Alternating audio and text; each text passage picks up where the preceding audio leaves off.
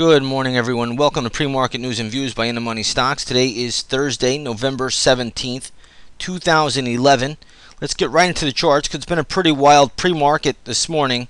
You're going to see the S&P 500 E-mini futures just trading lower by $1.75, rebounding up a little bit here.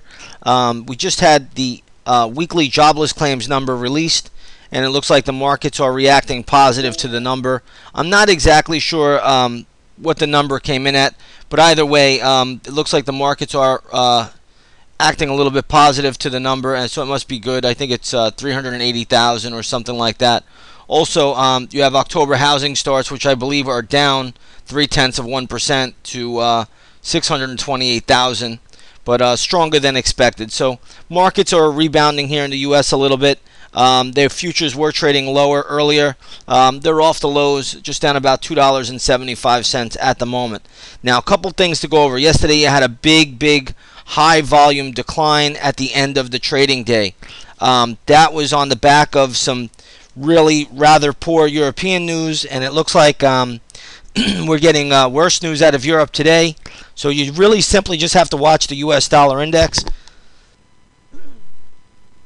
If the dollar seems to rally up, then the markets will obviously pull back and go lower. If the dollar falls, the markets obviously will inflate and trade higher. So that's really the relationship you have to watch there, because the news coming out of Europe is very fast and furious, and you never know what they're going to say or what's the next release to come out. So we'll have to wait and see there. Let's go over a couple of things. One, we have oil down today. USO is pulling back, but again, that will get a bid if the dollar starts to sell off. So yeah, you do have a little pullback in oil, trading around the 39 level on the USO. I believe spot crude is trading down about $1.25, $1.40 in that range to around the 101 level. So oil is pulling back today. You also have gold selling off today as well. At least initially early, it's starting to uptick a little bit now, but a pretty good little sell-off in the GLD, trading down to the 169.50 level. Yesterday it closed at 171.50, so trading down a little bit there, and I believe spot gold is down right now about 25 points.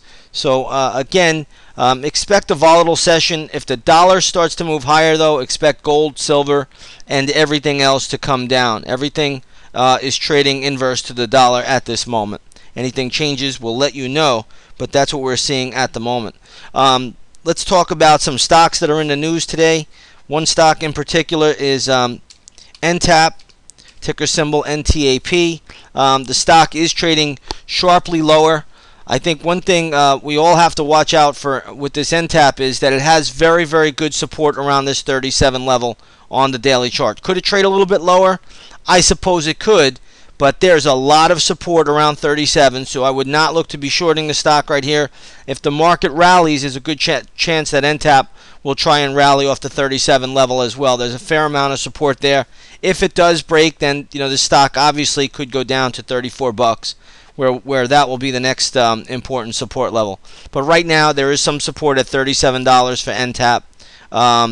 I'm not sure if that's going to hold up. If the market's weak, it may break lower. But right now, 37 is some support. After that, it will be $34. Let's take a look at Rambus. This stock was in the news yesterday. It's really just moves on lawsuits, and you can see the big sell-off in Rambus after the close. I mean, this is look at this daily chart here. I mean, that is just a massive sell-off. It's well off the lows of the day, but nonetheless, this is just a brutal decline. There really is nothing to do here. I would just leave it alone. I don't see really any reason, to get involved in this thing. Let it shake out for a while. But anytime Rambus moves like this, it's a lawsuit, and I believe they lost the lawsuit or they're about to lose it. So again, it's a patent company really for semiconductors, and that is one big haircut. Leave Rambus alone. There's nothing to do there. Let's take a look at Sears Holdings. This is Eddie Lampert's company. Stock is getting clipped this morning. You can see gapping down pretty sharply. Let me see what I have here. $63. There's some support. Okay, so it probably I have a feeling it'll get down to that level. Watch the 63 level. There will be support there at 63. That could be a short-term bounce. If it breaks and closes below 63, this stock could be going down to 55. But right now I'm going to say 63 is short-term support. If the markets break down later by some chance, then you'd have to look lower on this stock. But Sears Holding is under pressure today, but has a fair amount of support at 63 bucks. Let's take a look at Yoku. I did see this one in the pre-market was dipping a little bit, and you see it down to around 17 and change. This stock, I don't see anything good here for it. Ultimately, could go back down to the 15 level.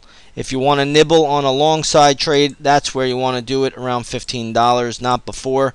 That's where it's headed. If it goes higher from here, so be it. But nonetheless, big drop like that, stock is trading lower. You probably have to look at $15. Let's take a look at Children's Place. PLCE is the ticker symbol. Nice little pop there on Children's Place. This is coming off of a low. Yesterday, I believe it traded at $45 into the close. Nice little pop. This is a strong gap up. I would not be looking to short the stock. Has a little bit more upside in the cards. So we'll just see where this heads. It actually has strength to probably 53 bucks. So Children's Place holding up well today. Do not short that stock even on that gap up. If it falls, it falls, but it looks like a strong gap up to me. And I would not be getting in front of that thing today. Okay, so that's where I stand. That's everything. Covered it in just a few minutes. You can see here the U.S. dollar index is falling, and futures are inflating. Futures are now up 2 points, and you can see how quickly the dollar goes down. And you can see the futures trading higher now by 2 points. So decent pop there. It's an inverse relationship. It's as inverse as it gets. Follow the dollar chart. Take my word on it. Watch it. Test it yourself. The dollar is everything right now. Dollar down, market up. It's been that way forever. Maybe one day the media will talk about it. Okay, everybody. Have a great trading day. Those of you in the chat room, I'll see you at 9:30. Everyone else, we'll see you tomorrow morning. Take care now.